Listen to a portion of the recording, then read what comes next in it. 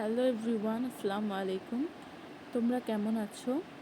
আশা করি ভালো আছো। আজকের ভিডিওতে আমরা বার্ষিক সমষ্টি মূল্যায়ন 2024-এর ষষ্ঠ শ্রেণীর ইসলাম শিক্ষা প্রশ্ন নিয়ে আলোচনা করব।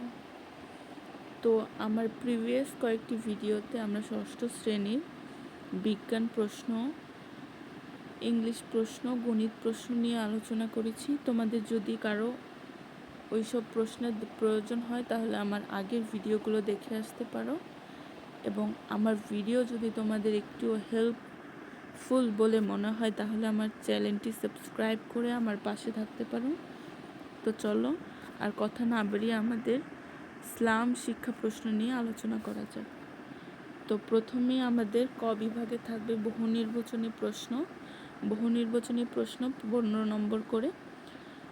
15 নম্বরের থাকবে 15 নম্বর হচ্ছে একটি করে নম্বর, তাহলে 15 আর 1 গুণ করলে হবে 15, মানে এক একটিতে 1 নম্বর করে, তাহলে 15টিতে 15 নম্বর। তোমরা প্রশ্নগুলো দেখে নাও, তারপর আমি তোমাদের অ্যান্সারগুলো জানিয়ে দিব। তোমরা চাইলে প্রশ্নগুলো স্ক্রিনশটও নিতে পারো। আমি আস্তে আস্তে তোমাদের প্রশ্নগুলো দেখিয়ে নিচ্ছি, তোমরা অ্যান্সারগুলো দেখে নাও।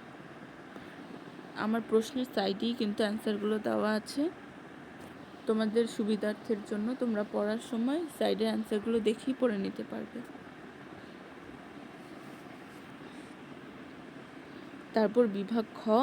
বিভাগ খয়ে হচ্ছে এক কথায় উত্তর।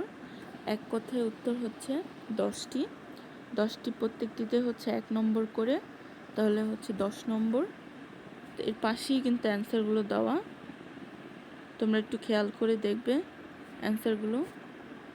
তারপর বিভাগ গ। বিভাগ গয়ে হচ্ছে সংক্ষিপ্ত প্রশ্নের উত্তর। এখানে হচ্ছে 5টি সংক্ষিপ্ত প্রশ্নের উত্তর দেওয়া থাকবে 5 নম্বর করে, তাহলে 5 5 25 নম্বর। তো তোমাদের এখানে কিন্তু 2টি করে প্রশ্ন দেওয়া এক একটির মধ্যে। যেমন তুমি 1 নম্বর প্রশ্নটি যদি আমি এক্সাম্পল হিসেবে দেখাই, 1 নম্বরটি হচ্ছে রিসালাত কি। রিসালাত কি সেটি তুমি কাকে বলে সেটি লিখলে, এখানে 2 নম্বর। তারপর হচ্ছে আরেকটা প্রশ্ন বলেছে নবী ও রাসূলের মধ্যে পার্থক্য কি। তো তুমি নবী ও রাসূলের মধ্যে 3-4টা পার্থক্য দেখালে, তো 3-4টা পার্থক্য দেখালে সেখানে 3 নম্বর। তো ফার্স্টে রিসালাত কি, সেখান থেকে তোমার 2 নম্বর, এবং নবী ও রাসূলের মধ্যে পার্থক্য এখানে 3 নম্বর, মোট 5 নম্বর। তো শিক্ষকরা এভাবেই তোমাদের নাম্বারটা দিবে। তো তোমরা অবশ্যই সেই অনুযায়ী লেখার চেষ্টা করবে যাতে তোমরা পূর্ণ নম্বরটি পাও। তারপর বিভাগ গয়ে হচ্ছে রচনামূলক প্রশ্ন। তোমাদের রচনামূলক প্রশ্ন থাকবে হচ্ছে 5টি, এক একটি হচ্ছে 10 নম্বর করে, মোট 5 10 50 নম্বর। তোমরা রচনামূলক প্রশ্নগুলো দেখে নাও।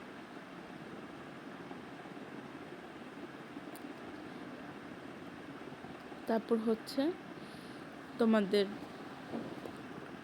কিভাবে লিখতে হবে সেই বিষয়ে তোমাদের একটি নির্দেশনা দেওয়া আছে। তোমরা এই নির্দেশনাটি ফলো করে লিখলে ইনশাল্লাহ সব একদম ভালো করার একটি চান্স থাকবে, কারণ তারা কিন্তু এই নির্দেশনা ফলো করেই তোমাদের পরীক্ষার খাতাটা দেখবে।